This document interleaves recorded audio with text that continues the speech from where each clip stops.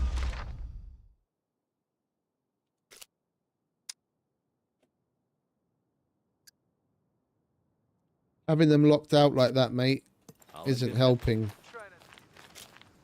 They're expensive enough as is, and on the off chance we do get the reward for them, it would be nice to be able to buy them. Come in. I'll have a look. We could really use your help with these.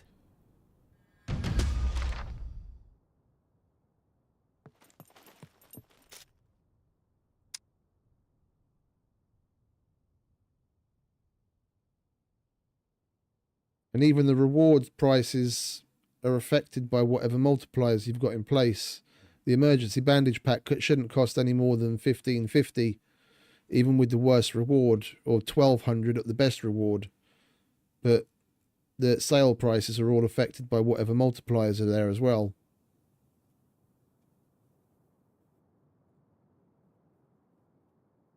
Even base price isn't that high in vanilla, and that's a special offer price because it's in red. Remember to keep hydrated. Now I handed in my pressure dressing for nothing.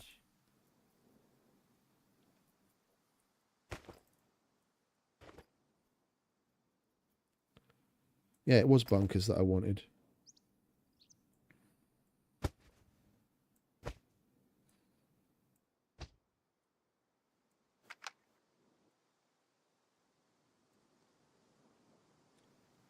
Guess we can put tourniquet there, that there. There we go, that's better.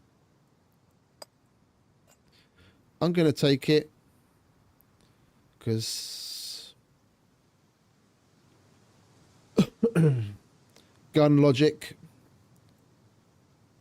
I'd rather have it than not need it, than need it and not have it. Come in. I'll have a look. We could really use your help with these. I'm sure I'll see you again.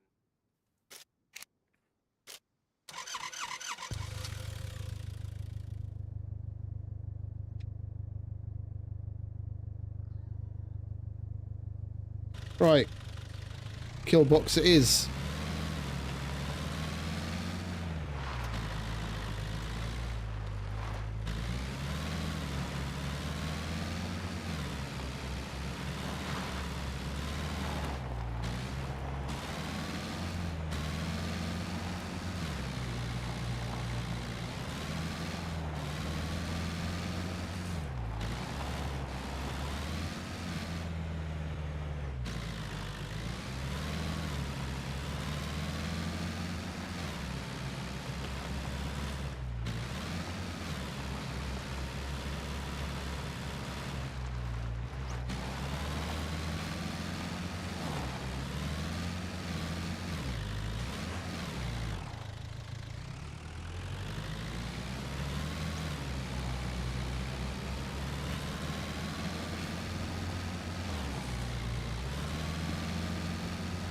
Well, if we're off the reservation, we might as well go big time and try the shortcut.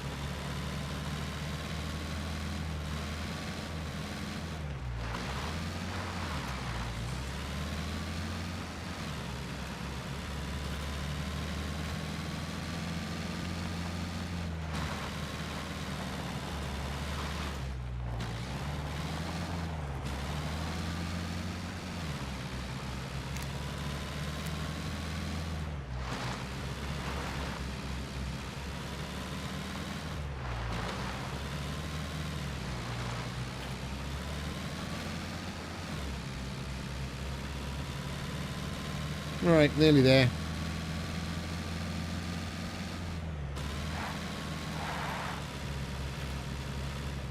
Oh, hang about. I'm going the wrong fucking way, ain't I?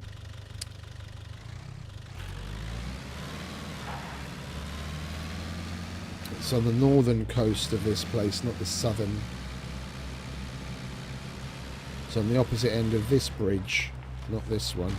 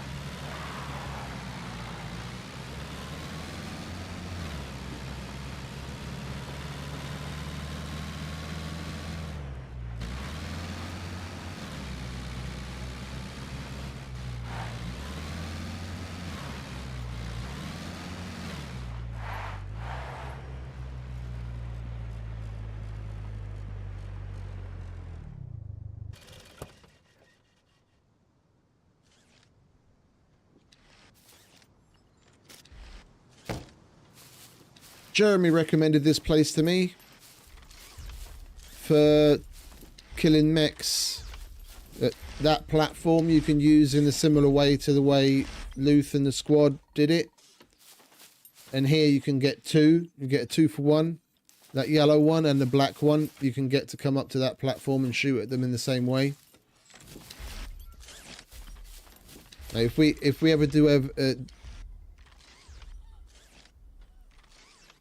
ever get to doing the yellow one, then it's going to be this one I'll do. Either this one or the one at this town down here that John and Mike did just the other day, a week or so ago.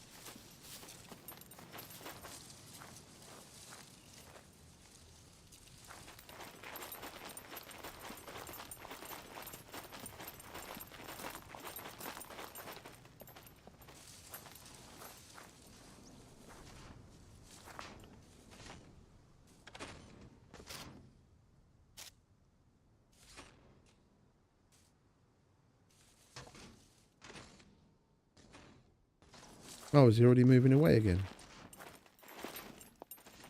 Oh, I didn't time that one well, did I? I thought he came down further. I haven't been here for a while.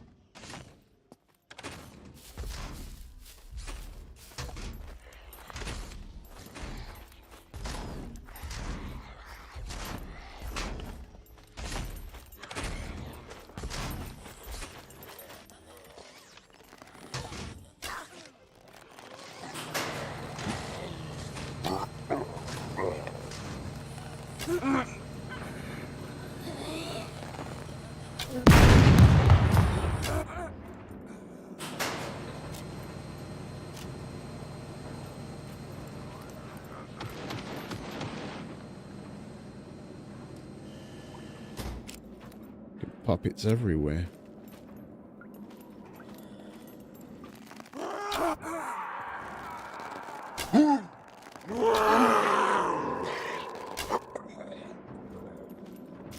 And as we open the door, that first female one happened to be a fucking sleeper at that. Like the standing sleeper. I thought she was just a walkabout puppet. The walkabout ones are alright. Yeah, they'll aggro and start walking towards you, but the standing sleepers, when they aggro, they just teleport right in front of you. That's exactly what she did.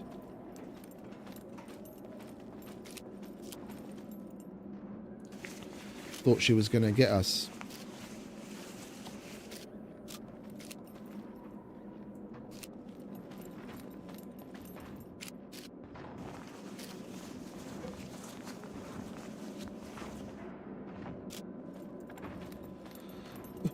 I think it's this way.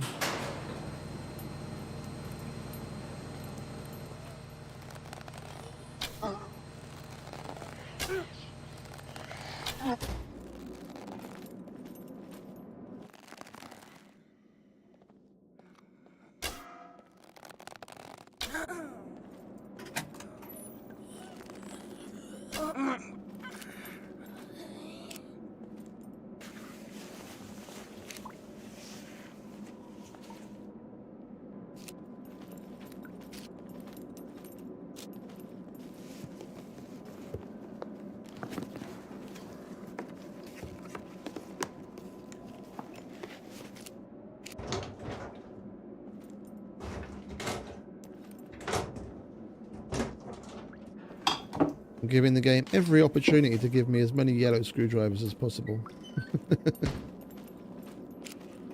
All the screwdrivers.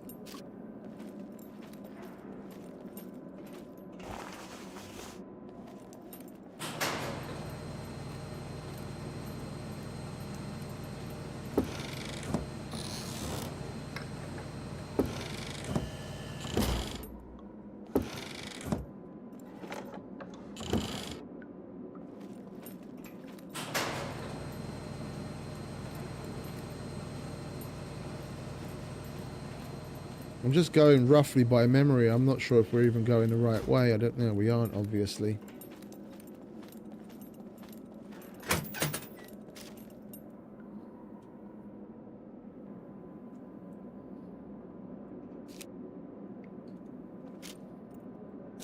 Don't be a silly Billy.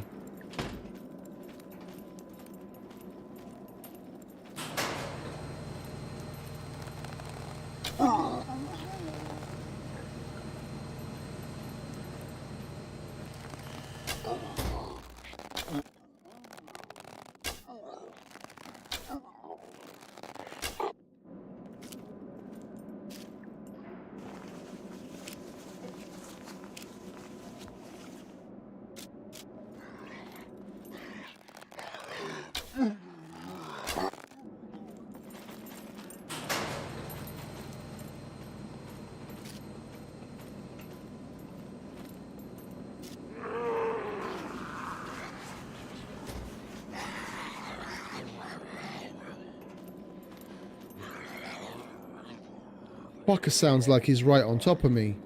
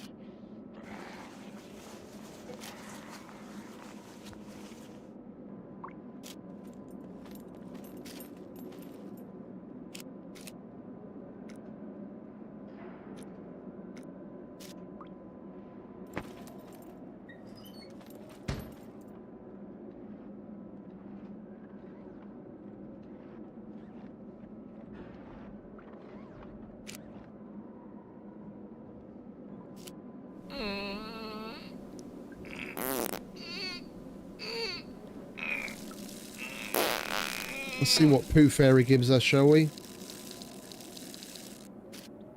Pair of scissors. That must have been fucking painful.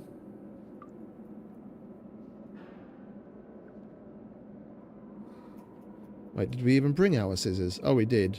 Right, well, I'm taking those as well anyway.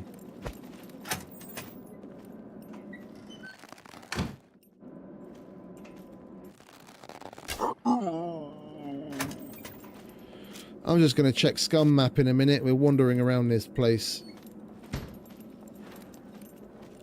Looking for the fucking kill box. Oh, we're back at the fucking entrance. Yeah, let me check SCUM map. I haven't been in this place in fucking forever. I don't know where I'm supposed to be going.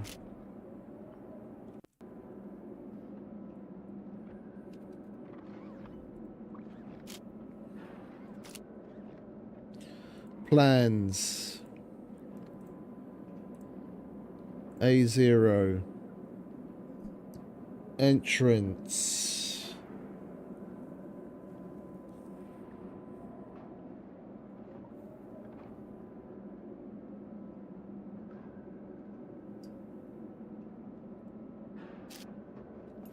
Okay, so we have to go all the way around.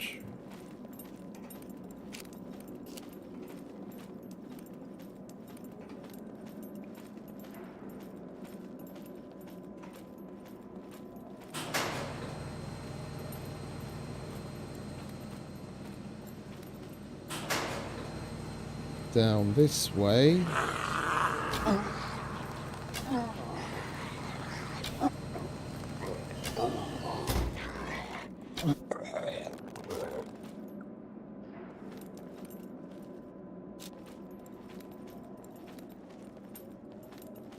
And there'll be a blast door on our left, which will basically be the kill box, if this is to be believed.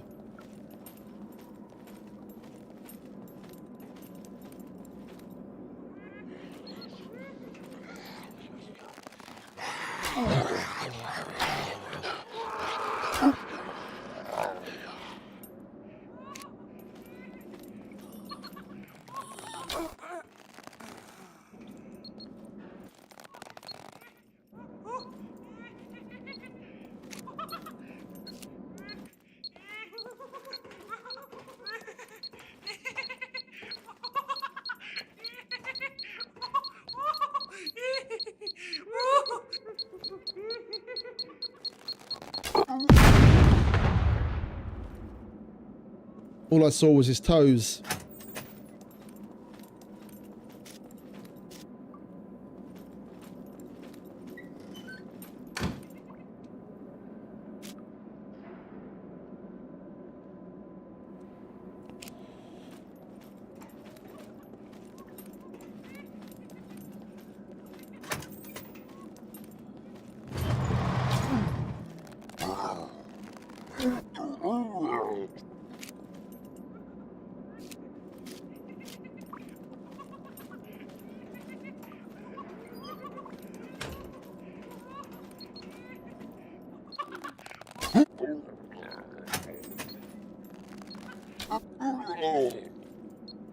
Place is fucking loaded with puppets. When was the last time you saw a puppet in one of those places? Any puppet, not just the fucking C4 puppet, any puppet.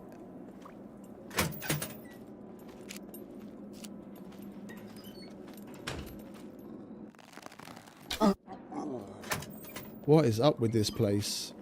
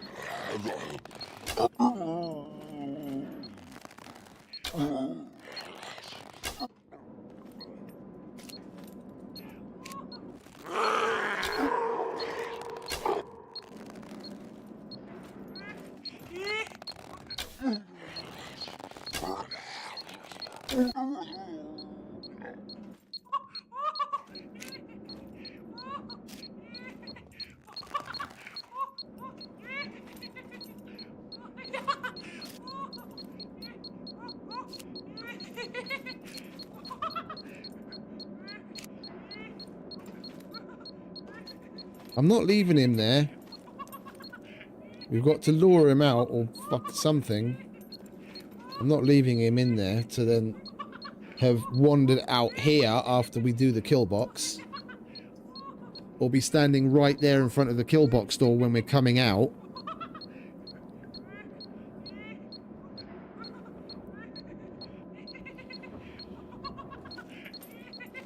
This bunker really doesn't want to give me its kill box, does it?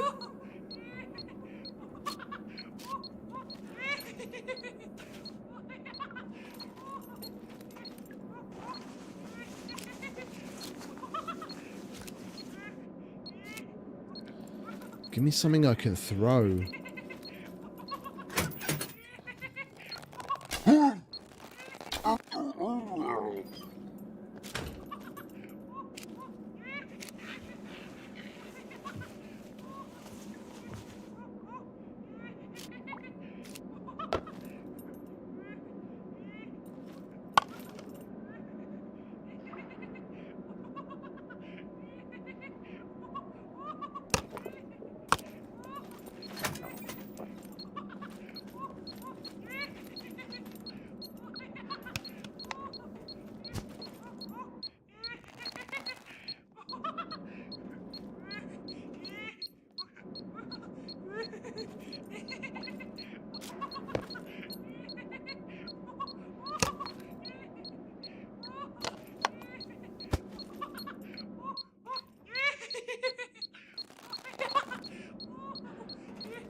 We threw those bottles directly next to him and he didn't even fucking pay attention.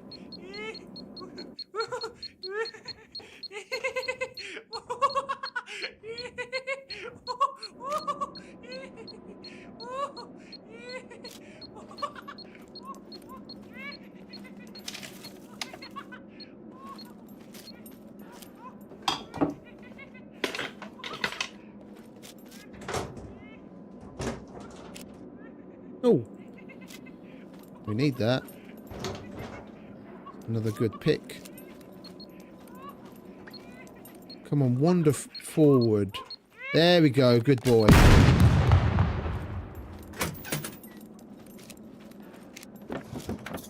Oh, another screwdriver.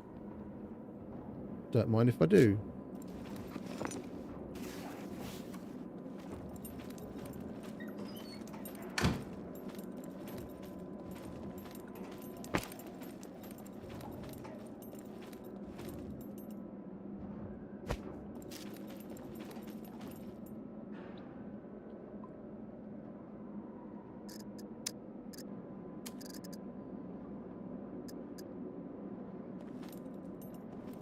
Hello, dear contestants, and welcome to the Kill Box.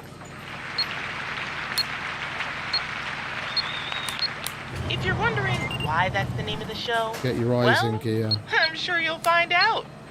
Rules are simple. You have 15 minutes to acquire as much goodies as you can. One wrong step, though, and you better start running. It's a kill box, not a gift box.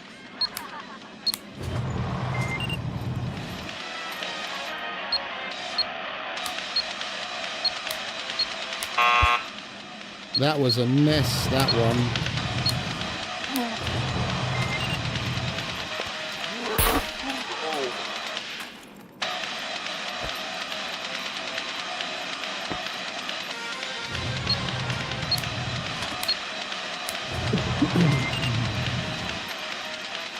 Gold. Rusty. Silver. Double.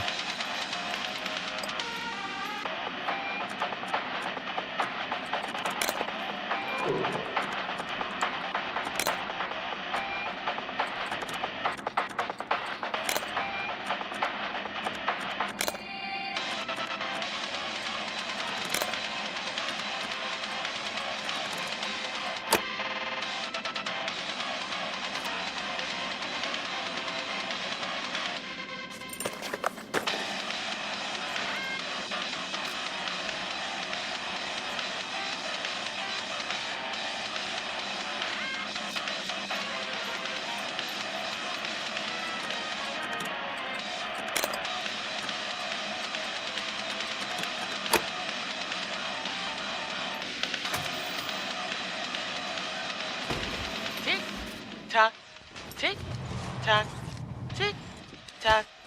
It's getting a bit boring. Here, have a bit of entertainment.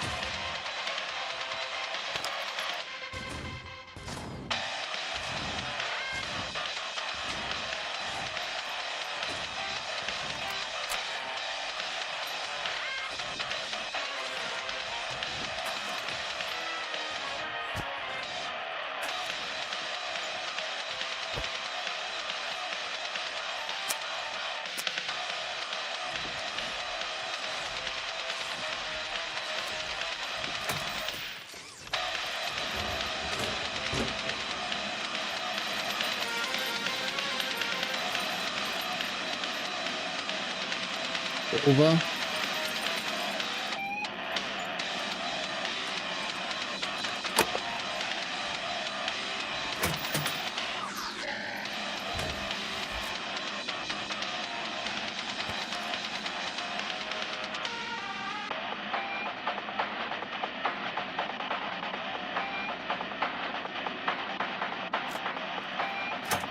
Please note that no decent living being was harmed during the filming of this show. They say the more the merrier. So let's make it a party.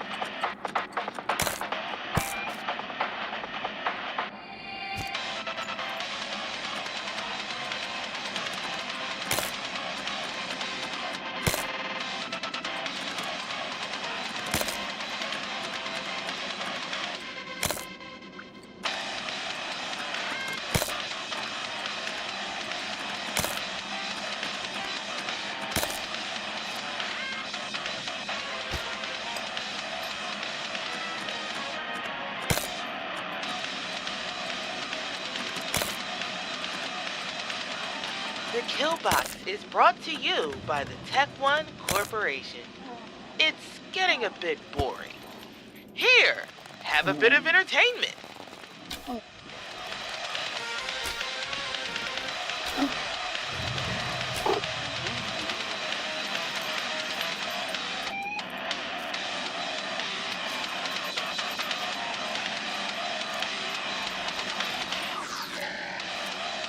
I'm making a fucking dog's dinner of this silver.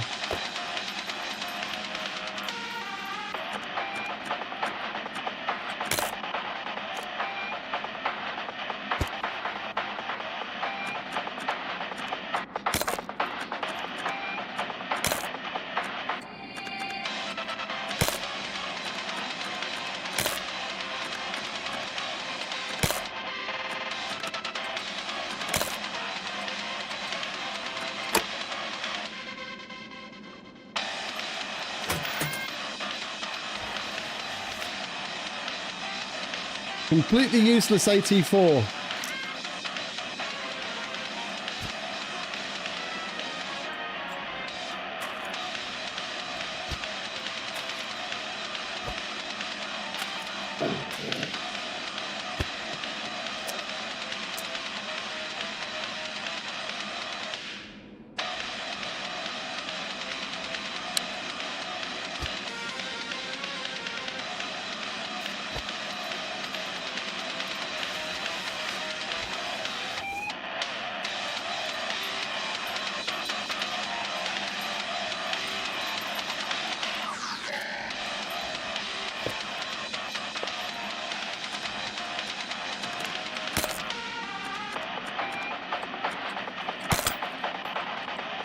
I want to inform everyone that we are upgrading killbox systems with improved acoustics and blood drainage. It's getting a bit boring. Here, have a bit of entertainment.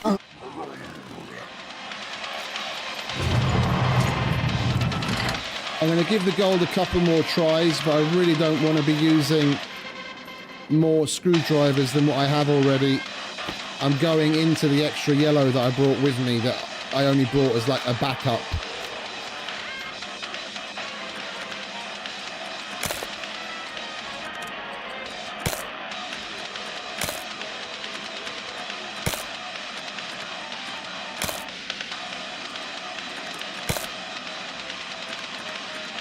We're going to use the picks that we have out, and that's it. Ew, what is that smell? Did you fart again? That's it. I'm not sure doing you brought any a more. gas mask. I'm not wasting more screwdrivers. Yellow is just the C4 or C4 part anyway. And it is... I can't even see it. C4 part. If it was C4, I might try a couple more, but C4 part, I don't care so much about.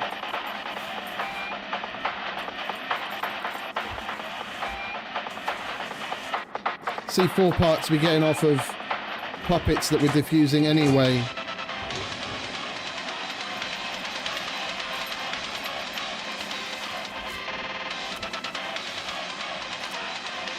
What I really want to have on me is something with a little bit more stopping power.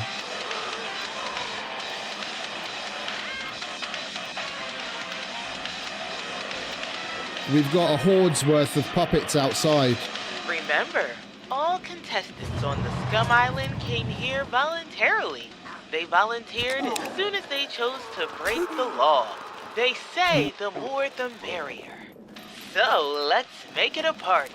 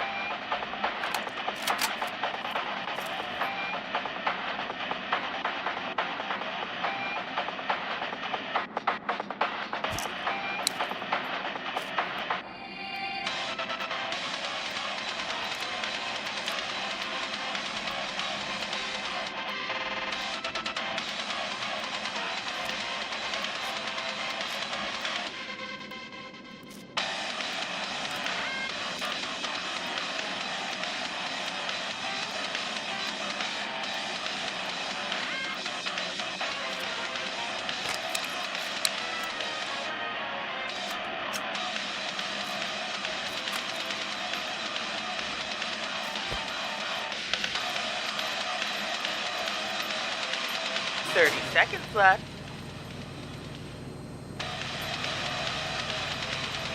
And that would be all.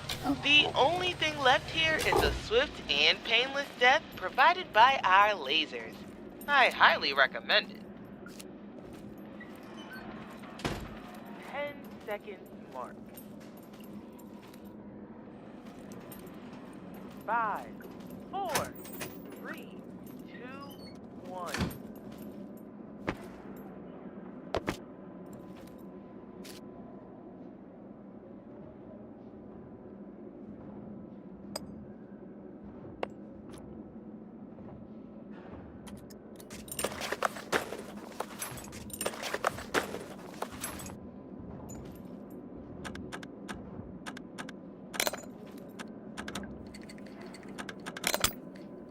Son of a bitch.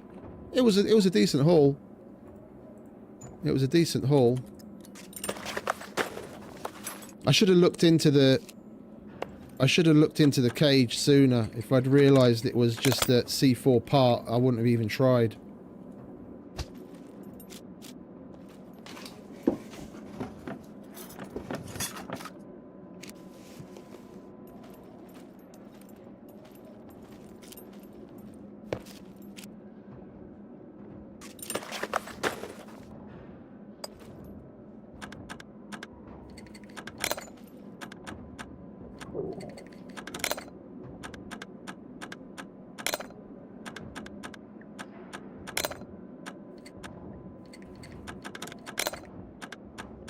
Gonna go down to 20 and that's it.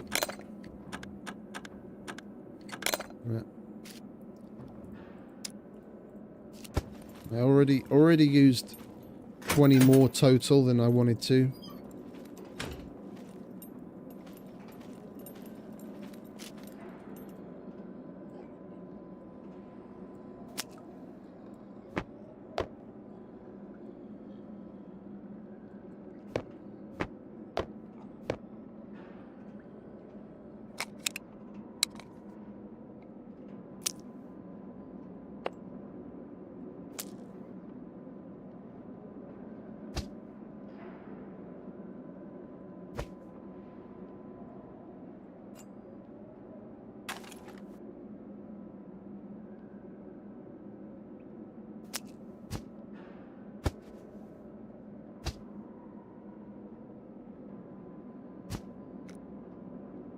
Got another AK-15, M1. Those pieces of shit that we're going to sell, and that piece of shit that we're going to sell.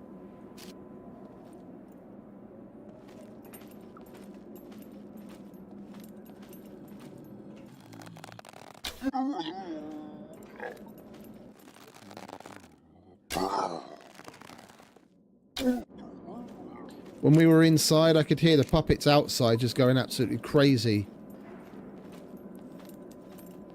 I thought when we opened that door, there's going to be an entire fucking horde's worth of puppets down that corridor.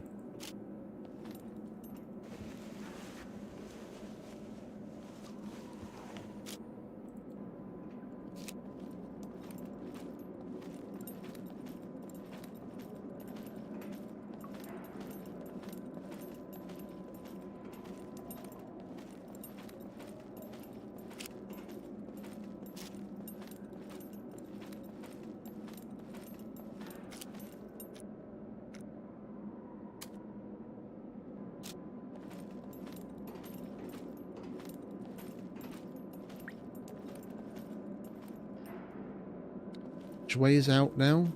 Is it this way?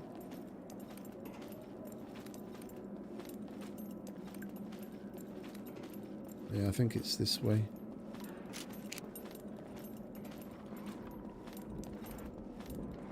Yeah, and then left here.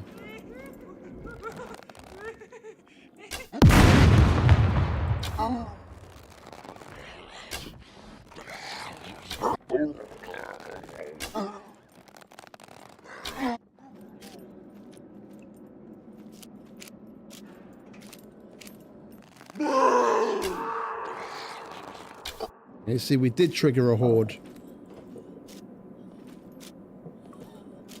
The door's open. I closed that door after we came in. A horde triggered outside while we were in there.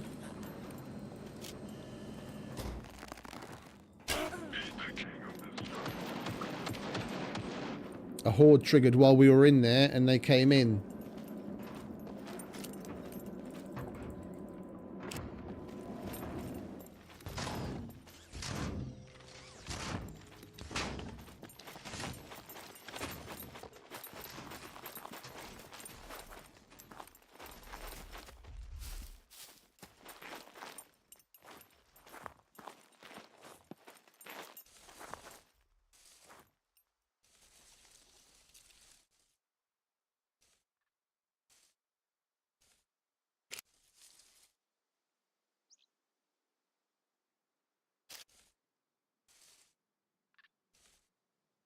Did he just give up? I think he just gave up.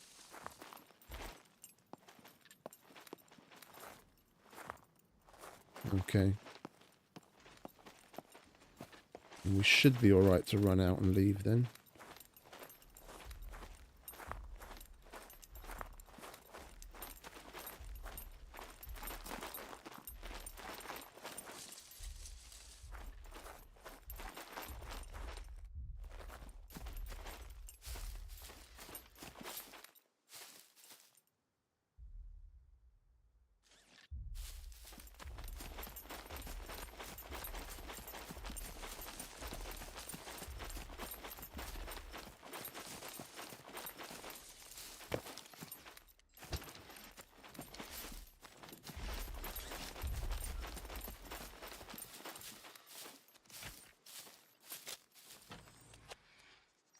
Right, so what out of this? None of it. Well, I say none of it. The NVG's a mission loot. You can put that in here. And everything but the... Everything but the M1. Or the everything but the AK we're going to sell.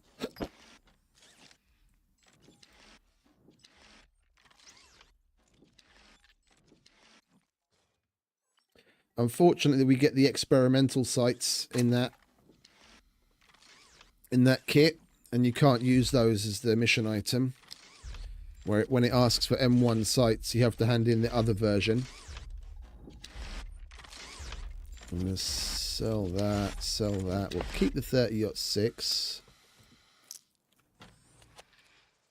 Yeah, we keep that. Keep that.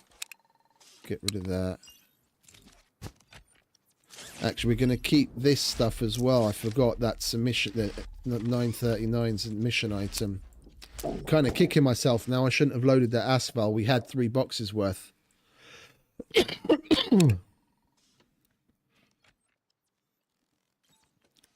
Alright, so we're putting stuff in there that we're going to keep.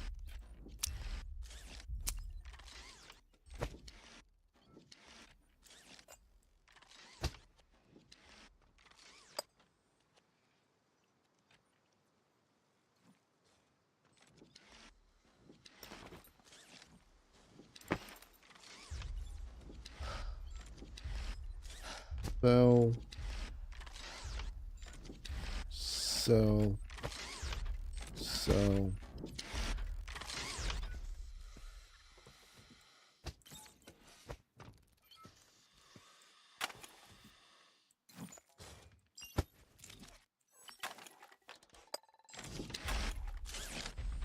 Right, we're just going to go straight to the trader and sell this crap. What do I want? I want my card. That's in here. It is, isn't it?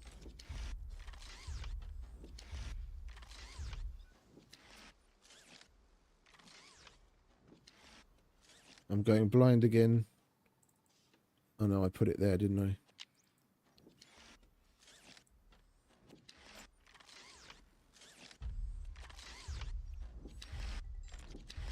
We'll grab the AK when we're done at the trader.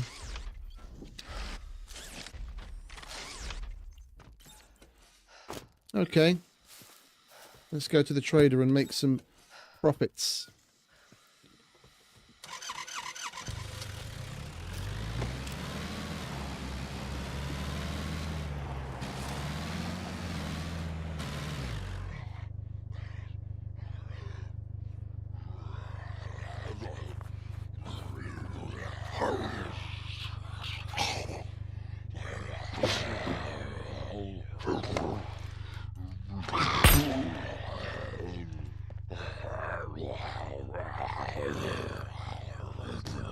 We have to get a fucking weapon jam. 100%. 100%. Because I'm anal with fucking with my guns. Factory ammo. Fire around. Fucking. Exactly when you don't want it. And all the other guns I have that I could use in this situation, even if I switch seats, are in the fucking back.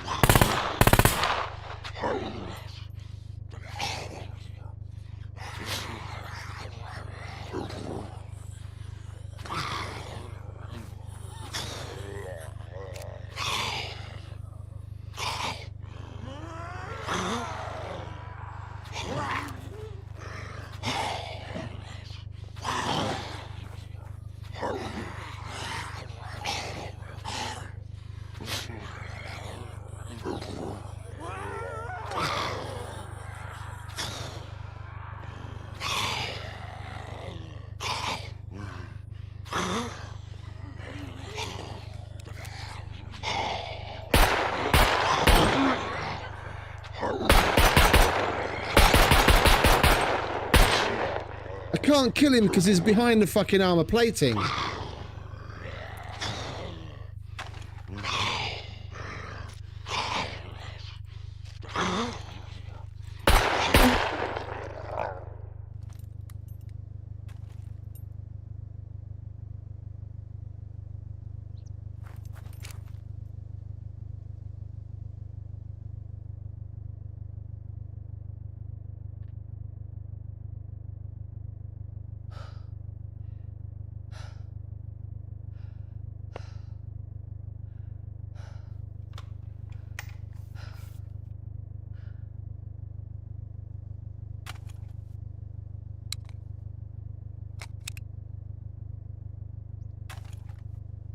I'm lucky we can even do that.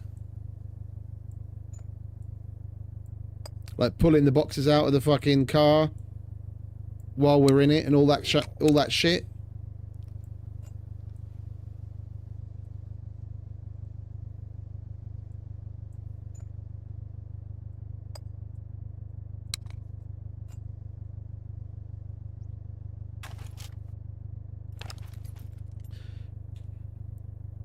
Because if that 6% that the fucking devs talk about as being, oh, it's pretty low and it's not going to happen, if that was fucking true, yeah, then I wouldn't have been in that situation because of the 6 fucking percent twice within 2 fucking weeks. They need to go fuck themselves with their 6% on random fucking jams. It's 100% gun. The fucking thing shouldn't jam in any way, shape or form unless I'm putting in, like, ammo that I've picked up off the ground that's got shit percentages. Yeah, it shouldn't jam until at least, the very earliest, the gun is at like 90%. Fuck you with the fucking random 6%. 100% gun, 100% ammo. 1 round fired, second one fucking jam. Bullshit. Bullshit.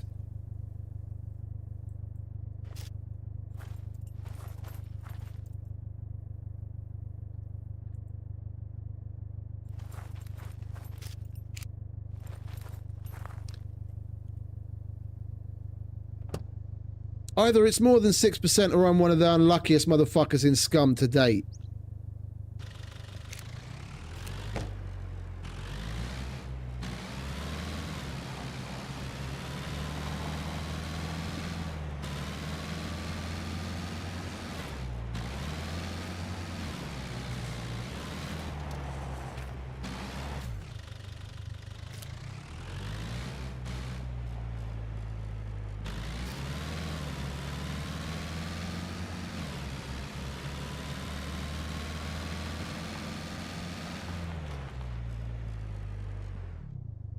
I'm going to eat and drink before we go across a bridge, because the way that my day's been going, the game is going to make me pass out right when we're in the middle of the fucking bridge and my body will phase through.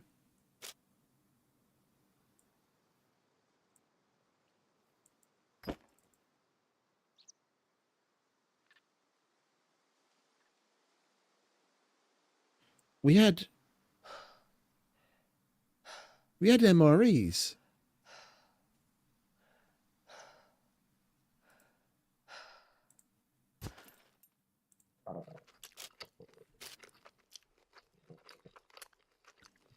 We see them a lot, don't we?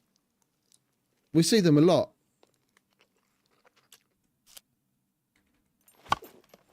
It's just ludicrous.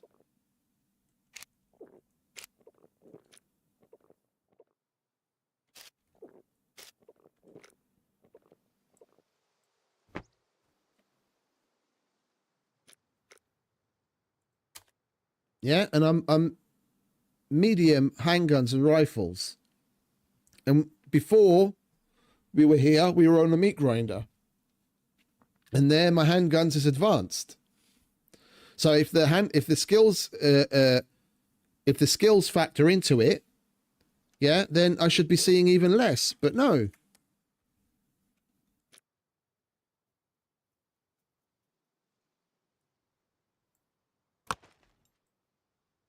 Right. Do we not have any fucking food?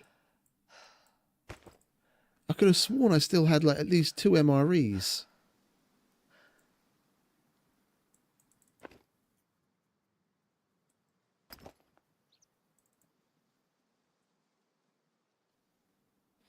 I feel like when you go into the fridge to open the fridge door to check inside, it's not going to be any different. We already looked at this.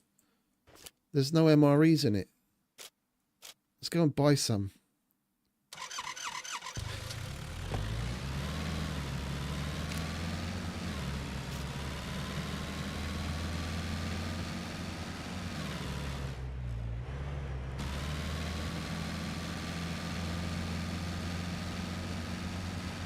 We've had at least 4 weapon jams just today in this session. At least 4. And we've been playing for 6.5 hours. But that doesn't really count because for the first 2 hours, we were building and organising in base, so we weren't firing our weapons. So in approximately the last 4 hours, we've had 4 jams. That's 1 an hour. Yeah, and we're not even firing our weapons all that frequently. We went to cargo drops and pulled out our gun a couple of times to get ourselves out of a jam. What if we were actually more actively engaged? If we were on a PvP server and we were more actively engaging in PvP and shit? What's that? Like every other encounter, you might as well expect your gun to fucking jam. AKA just stand there and hand it to them, because that's basically all you need to do. You get a jam in a fucking PvP situation at the wrong time. It's like, here you are, here's my gun. Take my BCU while you're at it.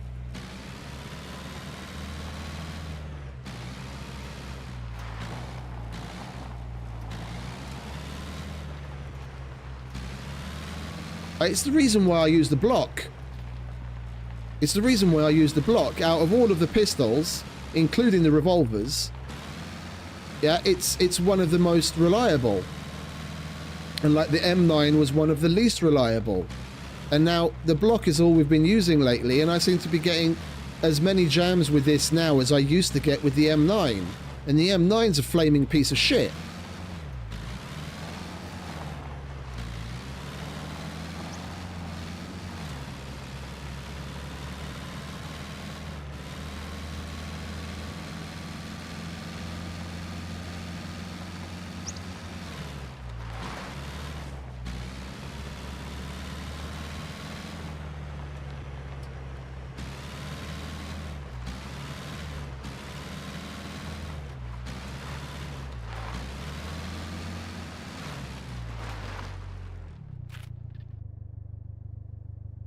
I should have thought of this before we fucking made it all the way here. But... do you want me to fire the AT4 at a mech? I'm going to sell it, but I don't need the money. I don't really give a shit about the money. If you want, I'll drive back to the A0 and we'll shoot it at a mech. It's not going to kill it, but at least it'll be, you know, shits and giggles. Should we go back?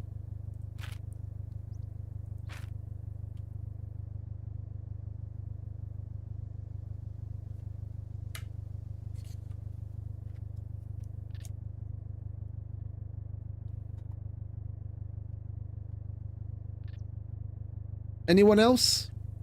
Out of the other 7 lurkers? Anyone interested?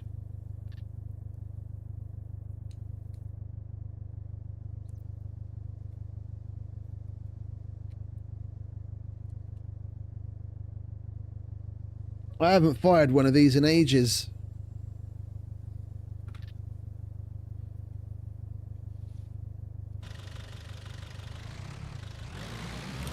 Let's go and have a look.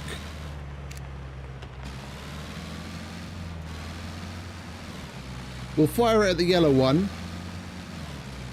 as he's the closest to the door. I don't really care how much, mate.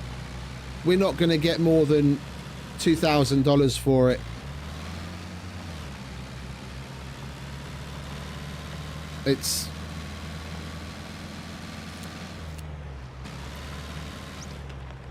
It's not even very dollar dense, so to speak, considering the size of it and what it does.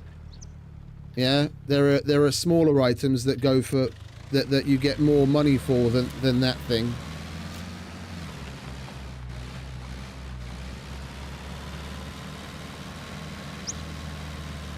Even the price per pound is horrendously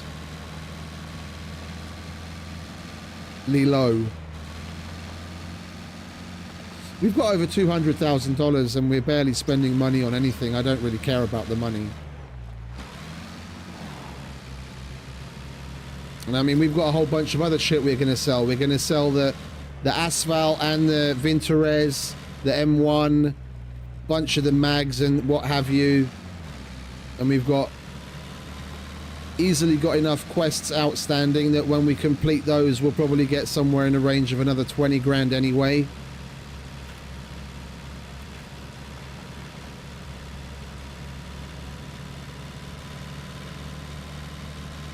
You got to have a little bit of fun every now and then.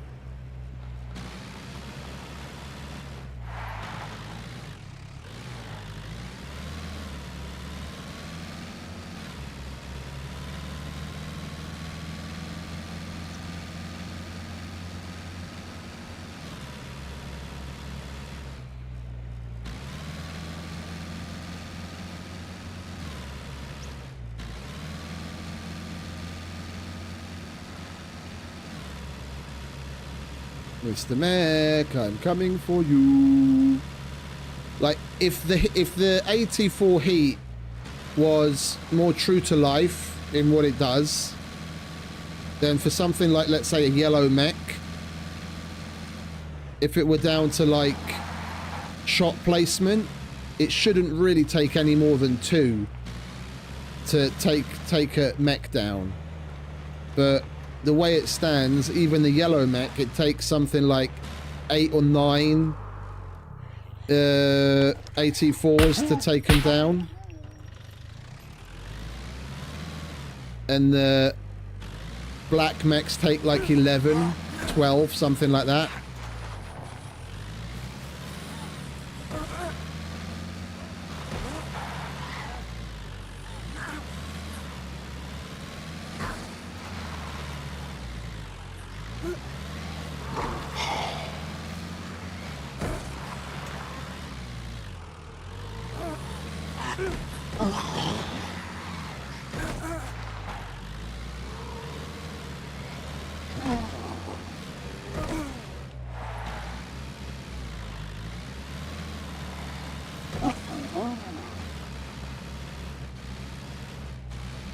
are we going to get a good line on this guy? Probably from up here.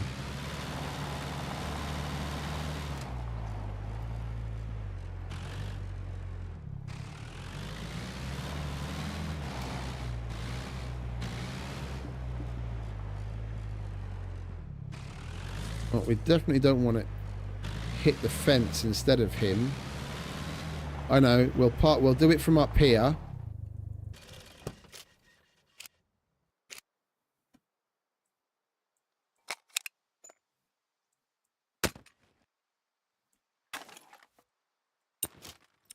We'll do it from up here, and we'll open the gate, and we can just shoot straight through the gate. I want to be as far away from it as possible, because I think regardless of the fact that we're outside of the fence, once we hit him any aggro's, he's going to start shooting at us, so I want a place where we can take cover.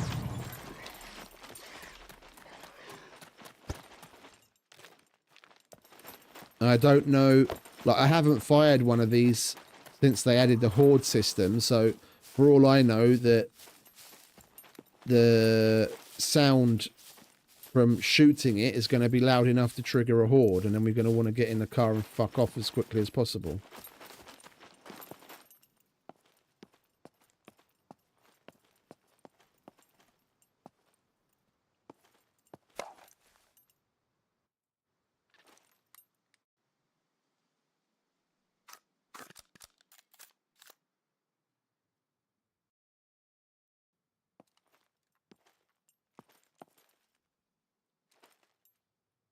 You know we got to get a screenshot first. It's not every day that you use one of these bad boys.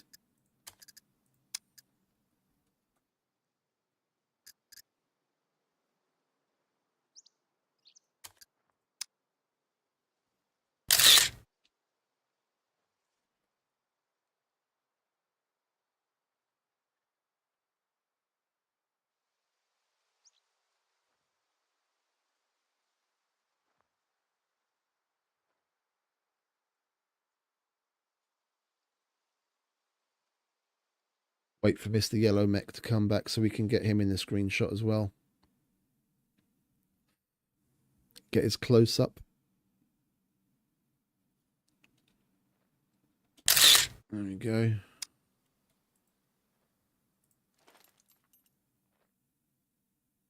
All right.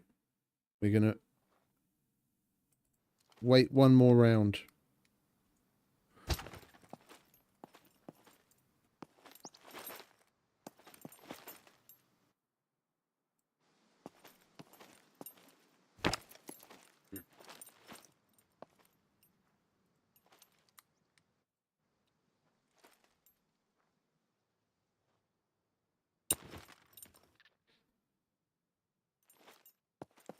That puppet's pissing me off. Where are you? I don't like that he's so close to where we're doing this. That's right, fuck off.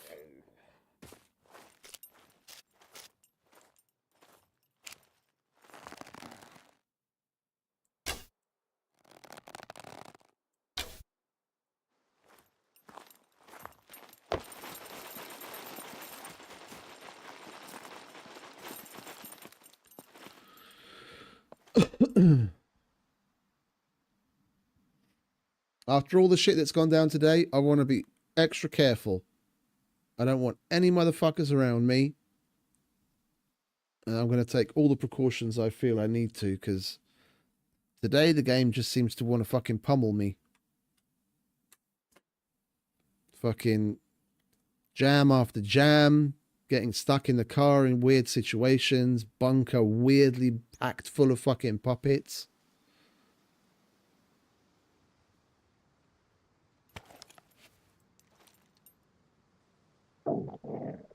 All right. Let him stop, look side to side, do his...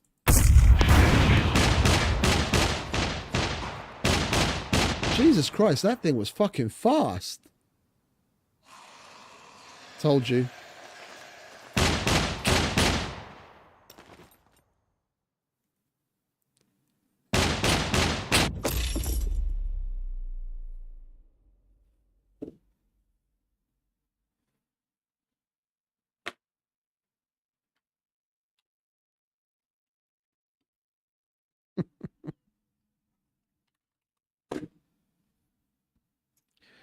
We're going home after this.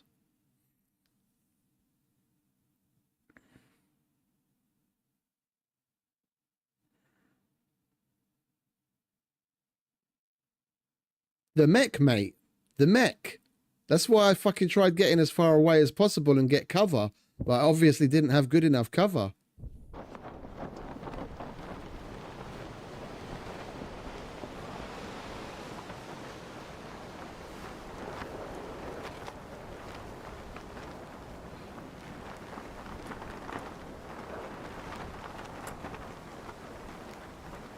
Even though you're outside of the thing, if you attack them and they have line of sight, they'll still go after you. It doesn't matter that you're outside of the boundary. Once you've attacked them and they're locked onto you, they'll come after you.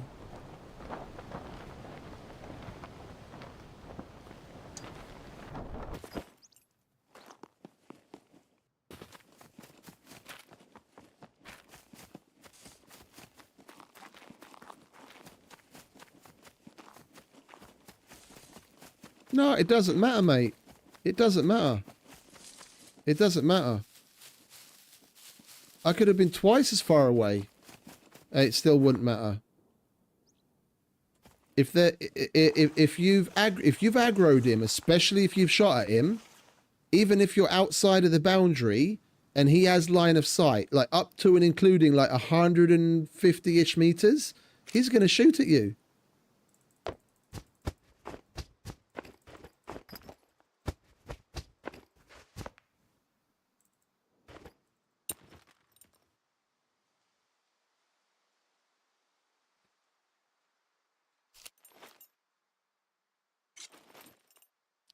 It's the same. I mean, especially given the position that we're in, we're above the fence line. Yeah. Yeah. Look, see, he just barely had line of sight. Like that was like a 1 in a million shot from where he was standing. Yeah. Look. You can't actually physically see us. That was a 1 in a million shot. I was getting in the car, so my head is down. There's no shot. There's no shot, but he still made it.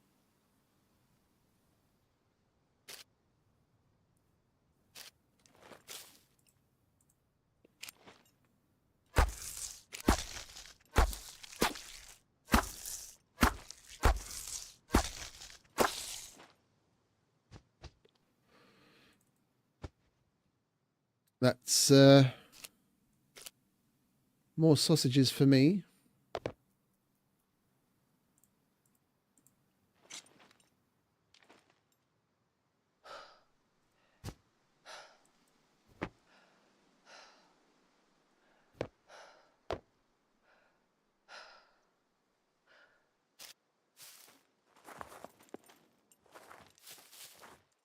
Is the car all right? Well, at least the car's all right. Because they can fuck the car up as well.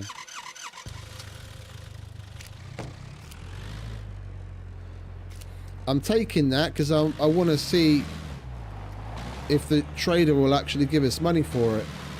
Or if they paid attention to that. Because knowing these devs, I wouldn't put anything past it. It would be funny as fuck if you could still sell the empty shell and get decent money for it. Then there'd be no point of selling it. Then you might as well just hold on to it and use it for something and then sell the empty tube.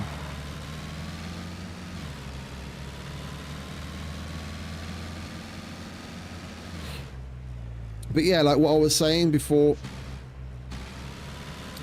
given the position that we were in, we were also easily within their range, given the fact that we were above the fence line.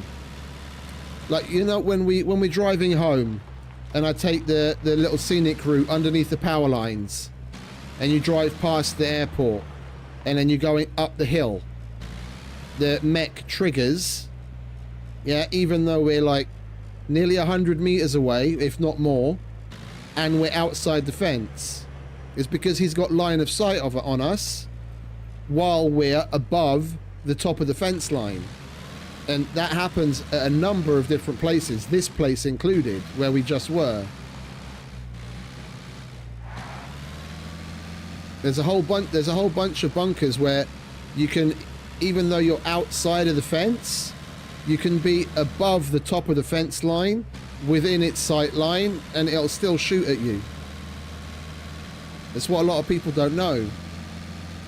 Just because you're outside of the fence doesn't mean you're safe.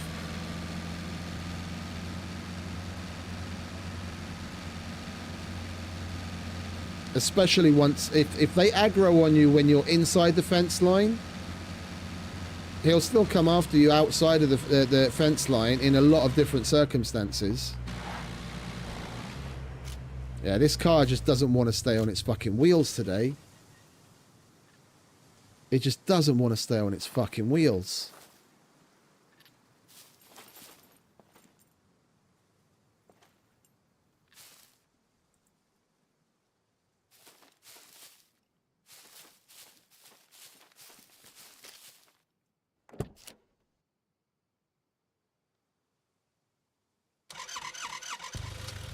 But that rocket was definitely faster than I was expecting.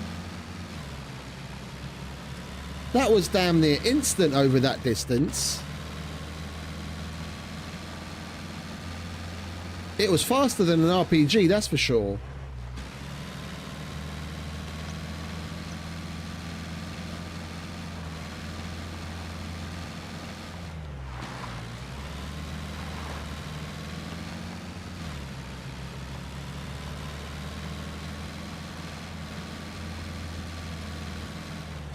Well, we'll do a little bit of science to close the stream after we finish at this trader. We'll go home and we'll...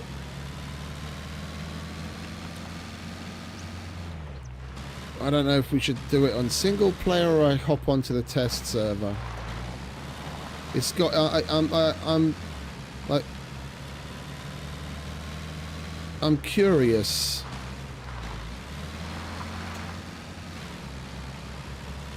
So I don't remember the heat firing that quickly, or at least the rocket travelling that quickly from the last few times that I tested it in the past. That proper surprised me.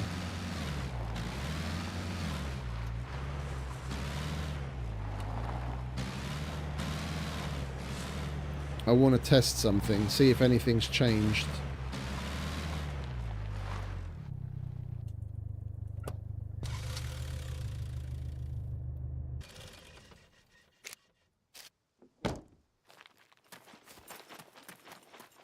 Right.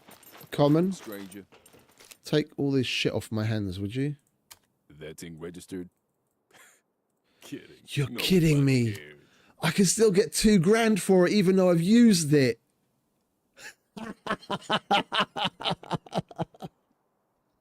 Well, it was totally worth going to use it then. It cost us $2,000 to spawn.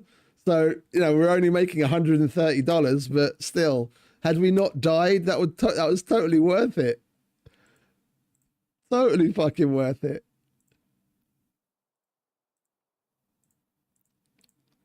That's broken. That's totally broken. I guarantee you that's not supposed to work that way. We fired it and we can still sell it.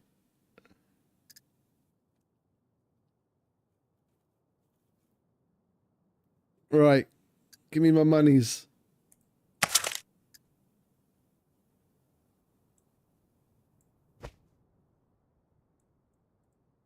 I'll take 10 arrows. Guns come unloaded. Security reasons. Obviously. Do you have any? No, you never have any 45s, do you? Oh, you are charging 100 less for the 7.62 though than the other dudes. I'll take some of that. $300 saved. Right, what have you got in the way of missions? Looking Looking for work. Block. Here's what I got for you. Oh, he still hasn't refreshed. Okay, so there's no point in checking the others because we've done them all. Farewell. Right, let's go home. I'm curious. Tickle me curious.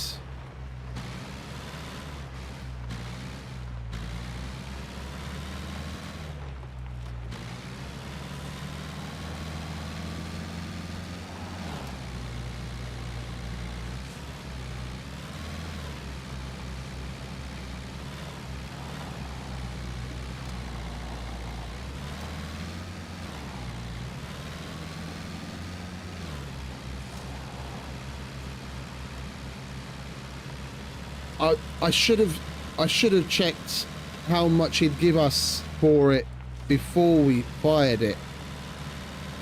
Like if there's any difference at all.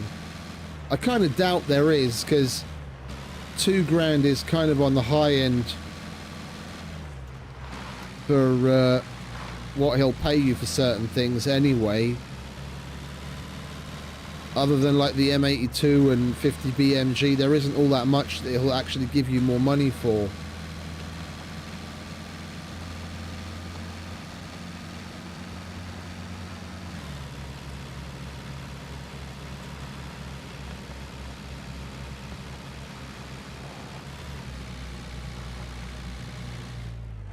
And we'll go that way, it's closer.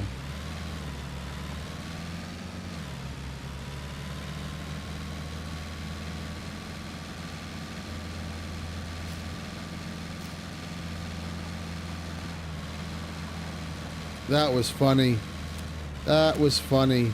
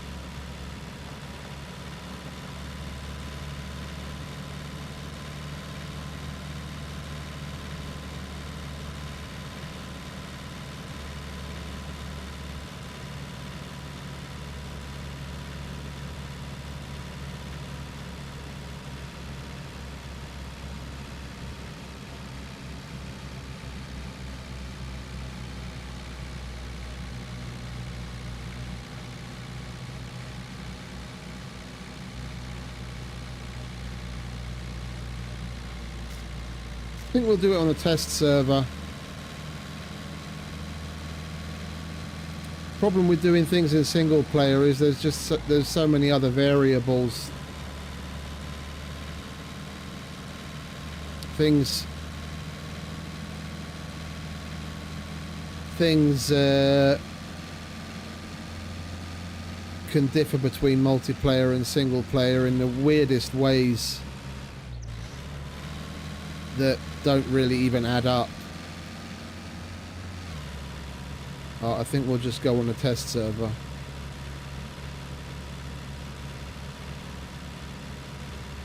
At least that's a live environment similar to what we have here.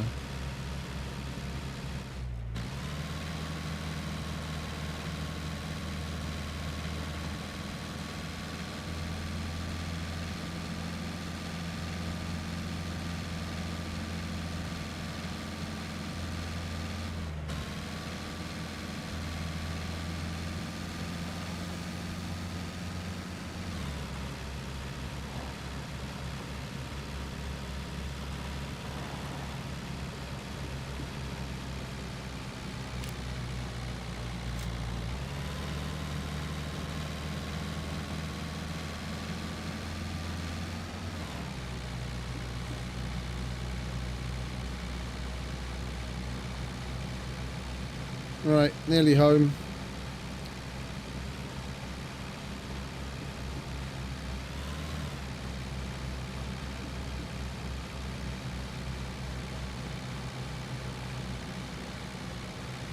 just a stone's throw once we get onto the Powerline superhighway.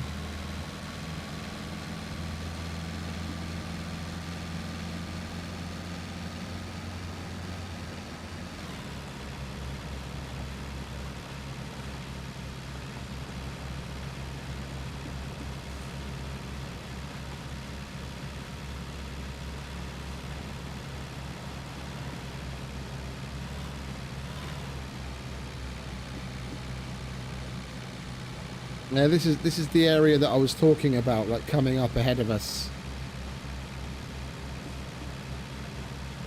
When you're driving away from the airport up the hill, yeah, the mech can still see you even though you're easily outside of the fence line. It's because you're above the top of the fence. He'll still aggro on you. Like you can literally get up onto the hills over there. Anywhere from this point forward. Yeah? Because we're above the fence line and he has line of sight. He'll aggro on me.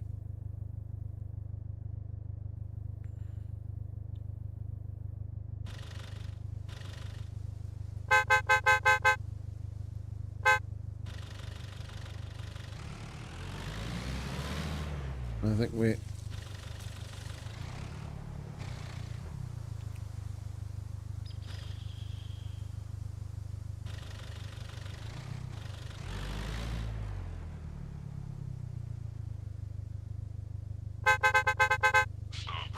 There, you see?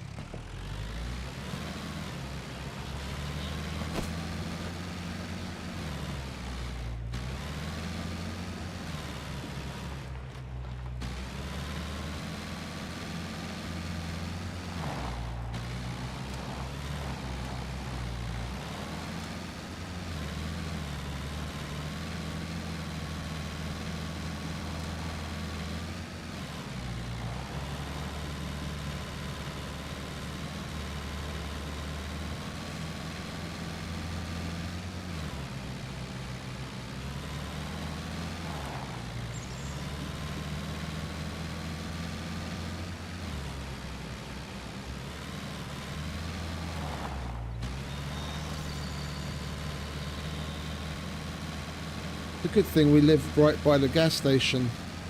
We don't have to worry about getting gas.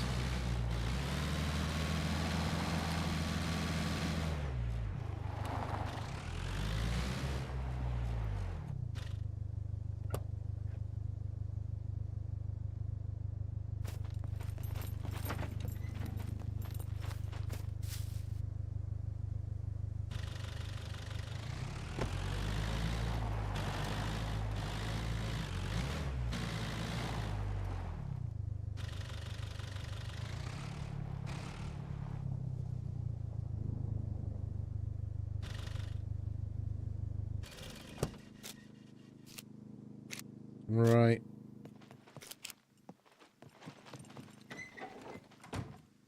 Let's put this guy to bed.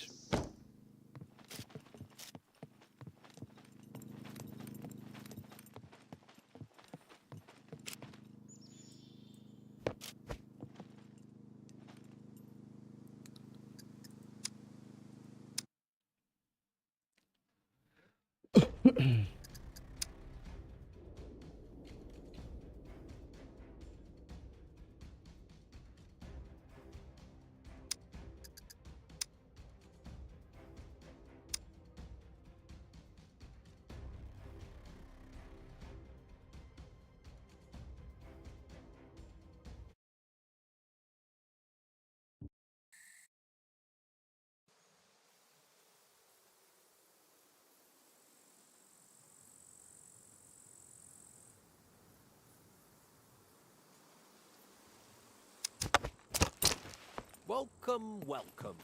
Feel free to...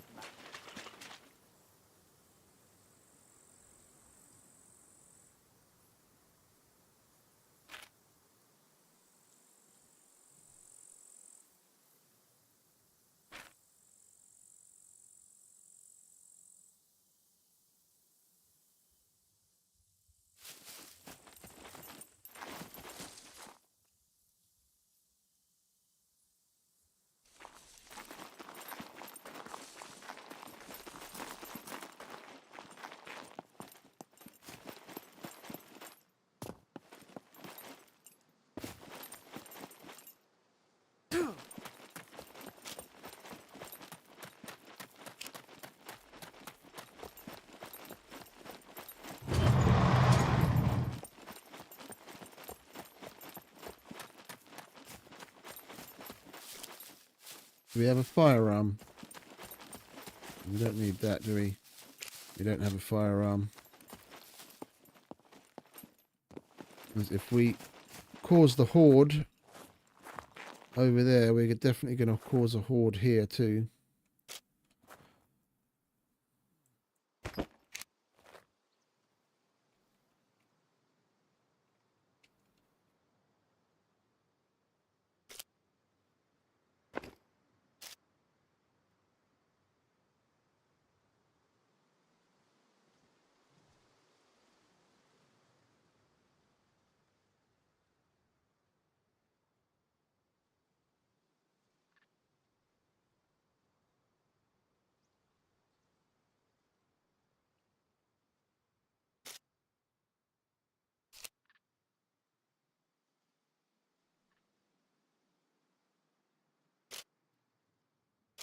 Where'd the gun go?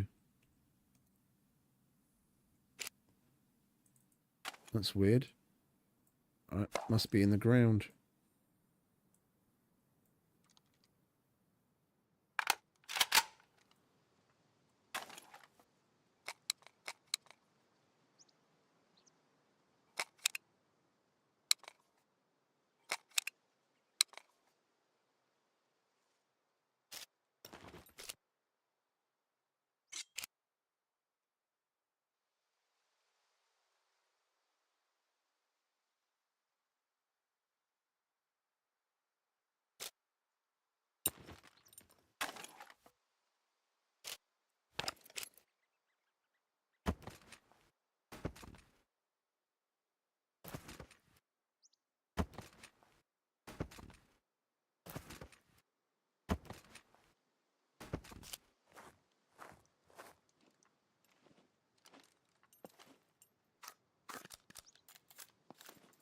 Right.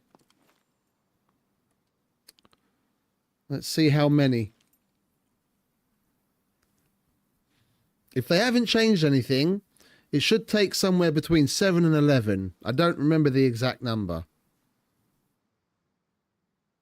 If they've changed it, then we're going to be able to take him down sooner. I'm just curious.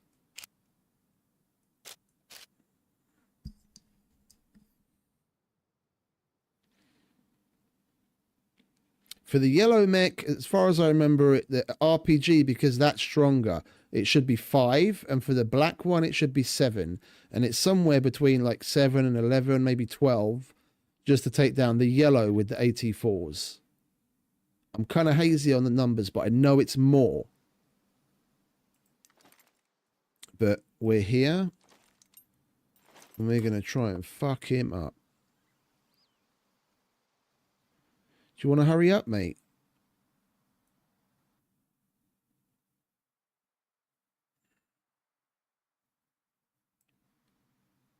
Why isn't that dude coming all the way up? He's supposed to turn around over here, and he hasn't done it once yet.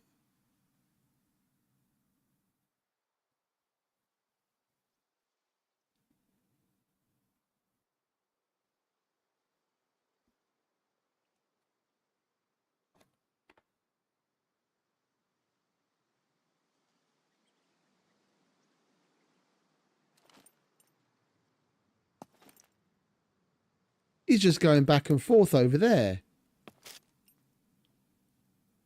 Oh, you bastard. Oh, I guess we'll have to spawn some more in and go down there.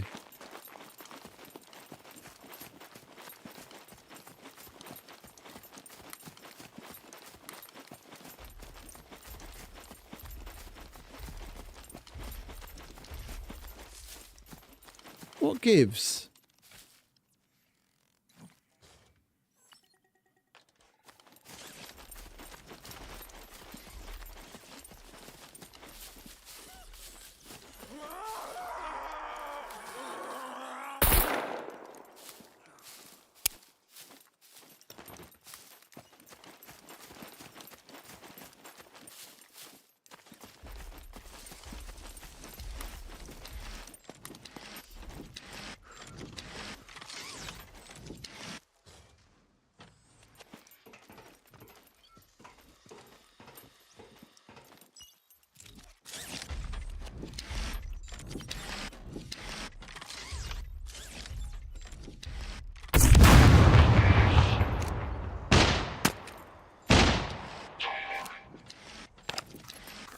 That's one.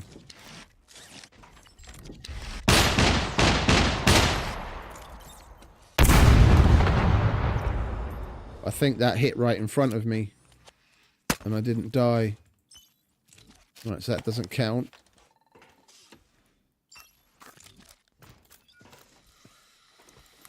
That's two.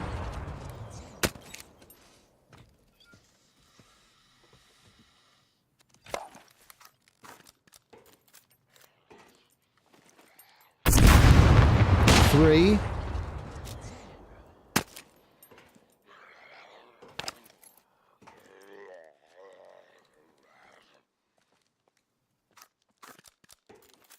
He's smoking already. Four. This is looking positive. It looks like they changed something.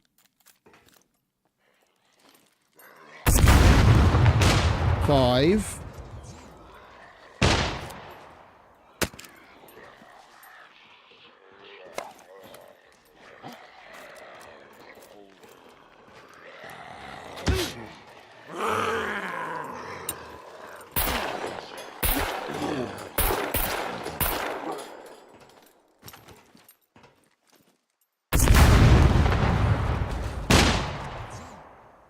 Six. Okay. I thought that was all she wrote.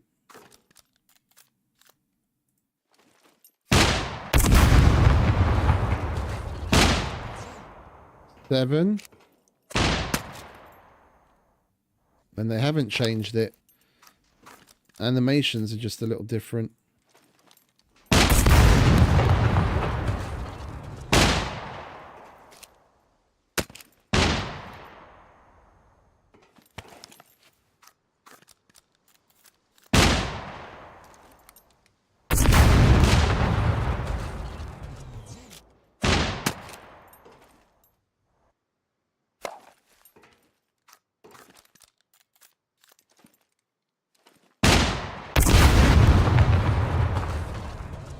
No, they haven't changed it. It's 11.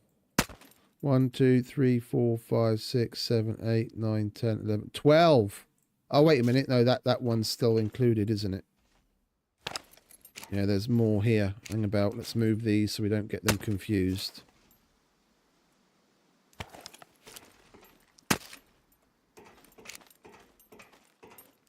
One, 2, 3, 4, 5, 6, 7, 8, 9, 10.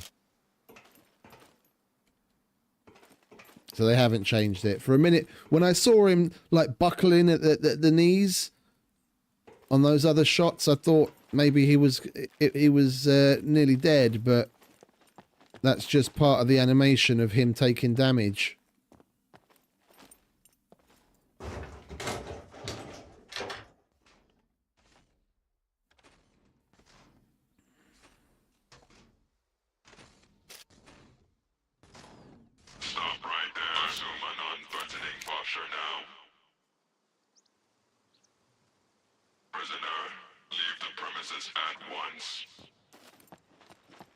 Yes, sir.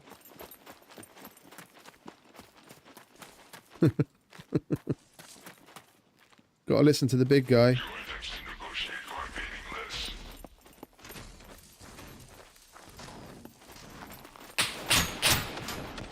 Got to listen to the big guy.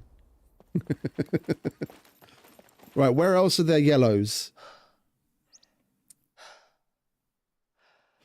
Inside in D4. Inside in naval. Oh, outside we can still go to this other place. I have another. Yeah, but that's gonna. Well, let's see.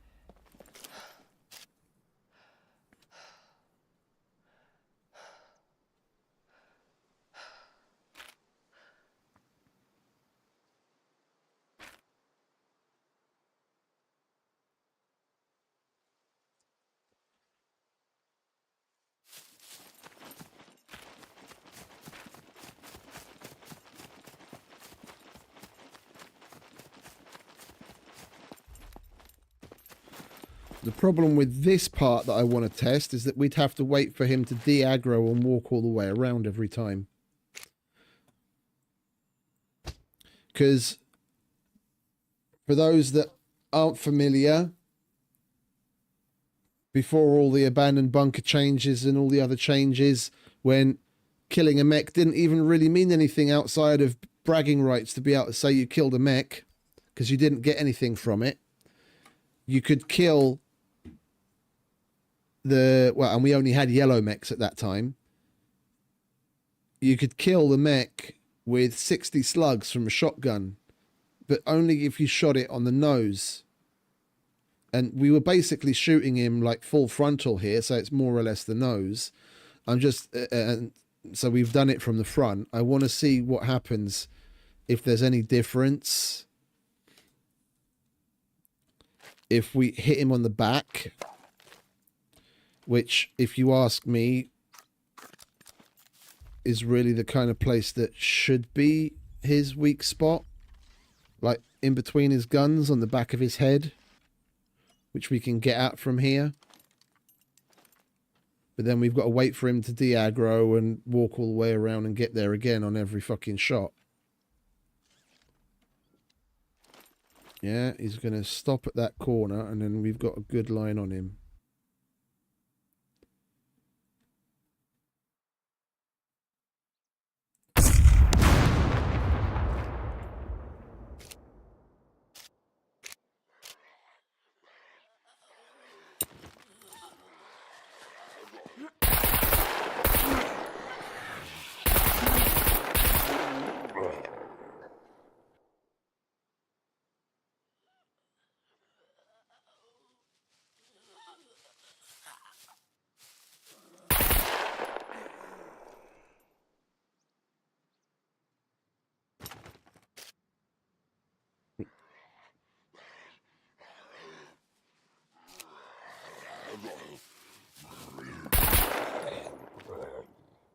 Which one have we fired?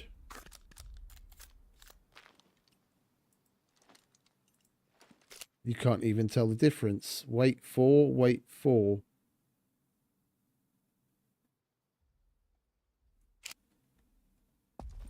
There he comes.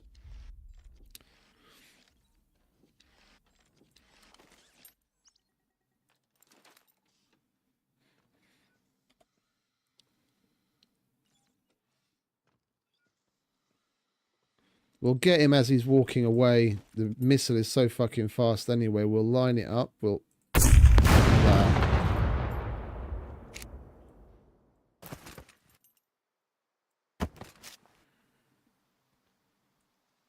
That's 2.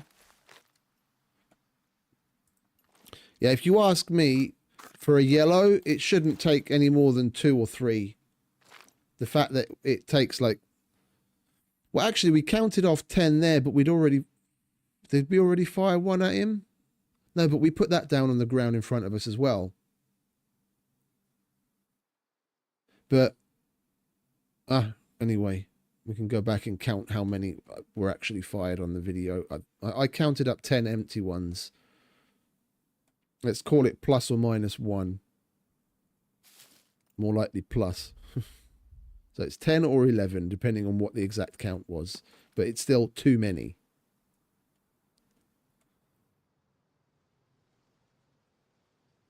The whole point of the heat is to be anti-armor, but for like things like personnel carriers and lighter stuff. Yeah, even if they don't take down the black mechs easily, the yellow ones, in my opinion, shouldn't really take more than 3. They're hard enough to come across. 3's already a stretch. Oh, if we'd hurried up, we could have got another one on him. Can we still? Absolutely.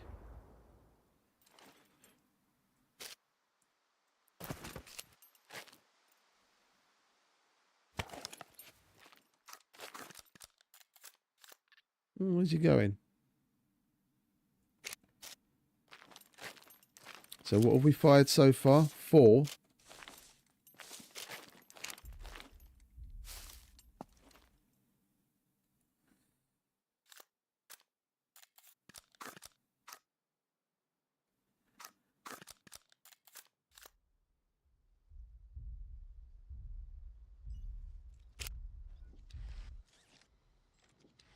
And there's basically no instruction on how to use these things. If you don't like faff about and test things or have seen someone do it, you don't know. You first have to press R for him to do that animation thing to open up the trigger, and then you can fire it.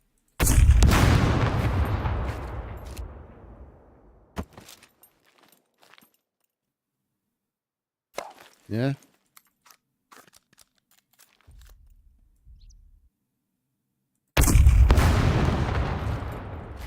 They've changed that as well. They've changed that as well. It used to be that it wouldn't fire if you hadn't pressed R to arm it like that. I just clicked fire, and then he started to go through the animation. I'm guessing enough people complained about that, not knowing how to use it, that they just changed it. You click fire once and he does the animation to open it up, and you click again to fire. Learning a whole bunch today. Yeah, how many is that now? 6. So this is going to be number 7.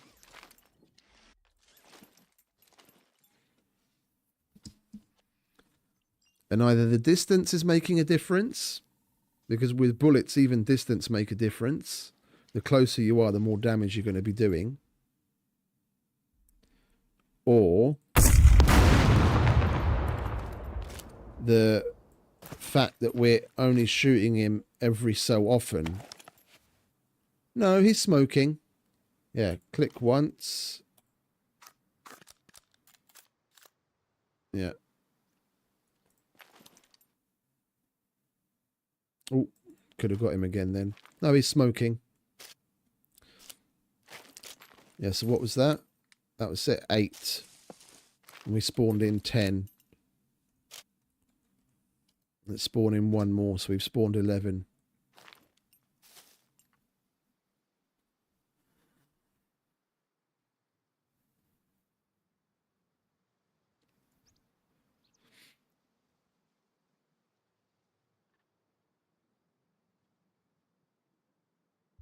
It doesn't seem to be making any difference. We're probably going to have to go through all of these. If anything, it might actually take more because we're farther away. And or we're shooting him from behind. That maybe shooting him from front is still his weak spot as it used to be.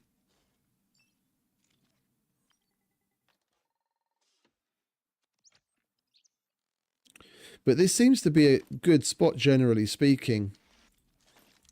I could see myself trying this out with the M82.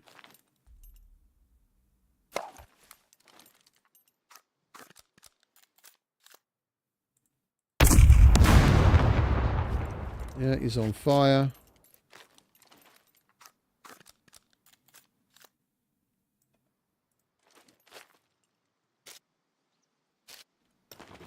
And that's the last one. 1, 2, 3, 4, 5, 6, 7, 8, 9, 10, 11. If this one kills us, it kills him, it's 10. And we just miscounted last time. Or we're going to need both of them.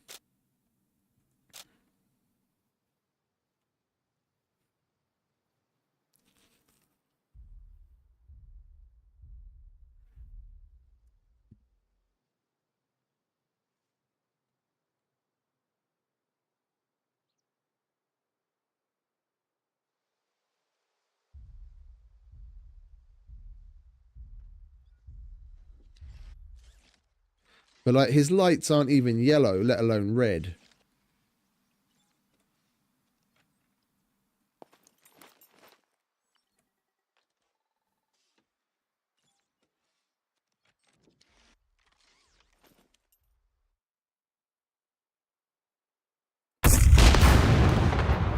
And he's down. There's 10. 10. That's 7 too many, if you ask me.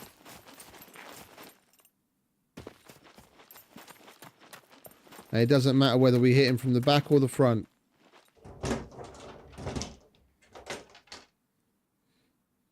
And considering in comparison it'll take 400 rounds of crap ammo or 100 rounds of 50 BMG, the BMG being a hell of a lot easier to fucking get.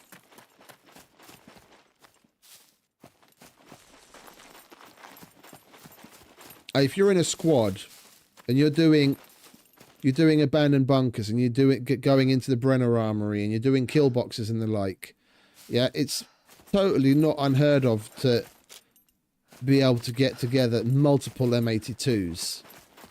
Yeah, just imagine 4 dudes all with an M82 from different angles, because then you could even confuse the fuck out of the mech, so you don't necessarily have to worry about line of sight.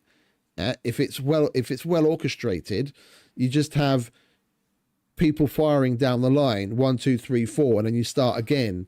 So then the first person shot at the mech will turn and try and shoot at him, but then the second person shooting at him will take his attention. So you just do 1, 2, 3, 4, 1, 2, 3, 4, 1, 2, 3, 4, and you do that 25 times. That's 2.5 mags of ammo each, and then boom, within the probably the matter of like 15 to 20 seconds, you've taken a mech down with BMG. Yeah, a fucking rocket should do a better job. Yeah, it should maximum be 3 to take the yellow one down, but probably 2 to take the yellow and 3 to take the black, given how fucking rare those things are to find in comparison to 50 BMG. But anyway, I digress. We're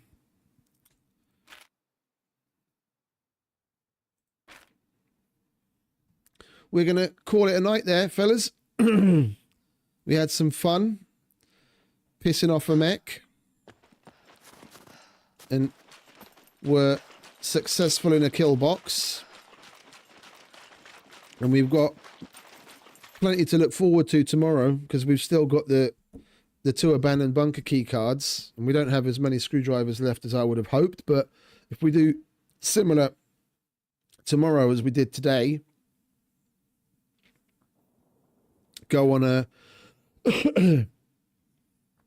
bit of a cargo drop roam, going after, I mean, we got 20 uses left on that yellow, and if we happen to come across more reds in the meantime, we'll put all of that to use on cargo drops to possibly come across another yellow. Then we can do basically have more or less a repeat of today, but with the added bonus of doing an abandoned bunker before. So we'll go down, do Brenner Armory, and then throw whatever screwdrivers we have left over at the kill box.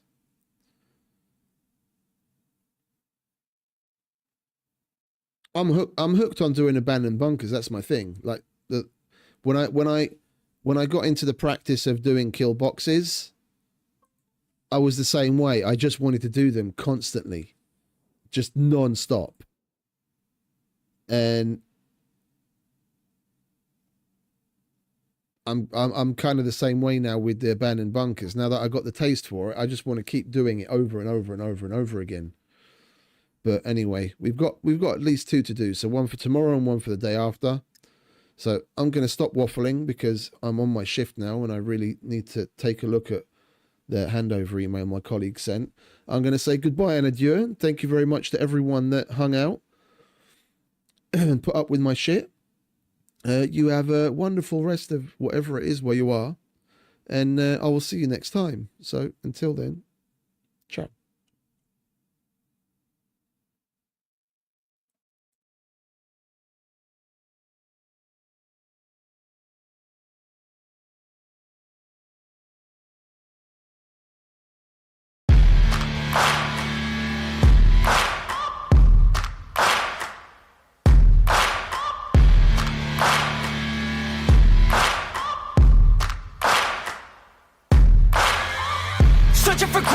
In a sea of the dying and shameless, a sea of the aimless. I don't wanna be one of the nameless. I'ma wake up with the mindset that one day I'm gonna make it. And I don't think I'll be fine if I don't break my limitations.